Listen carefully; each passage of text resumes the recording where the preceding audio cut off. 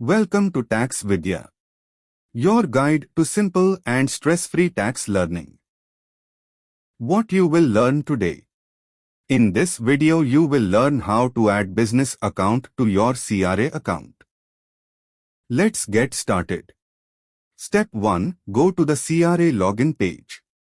First, open your browser. Second, search CRA My Account Login. Third, click the official link https://www.canada.ca. Step 2. Log in to your account. Enter your username and password to get logged into your account. Step 3. Click Add Account. Step 4. Select Business Account. After selecting Business Account option, it will display two more options. First, Business Registration Online. Second, Add Business Number. Step 5. Select Add Business Number. After selecting Add Business Number option, it will take you to the Add a Business page.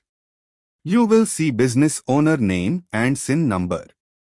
Enter your 9-digit business number. Step 6. Confirm your identity.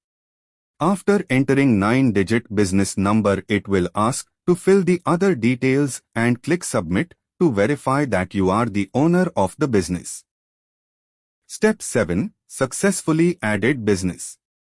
After clicking Submit, your business will be added to the CRA.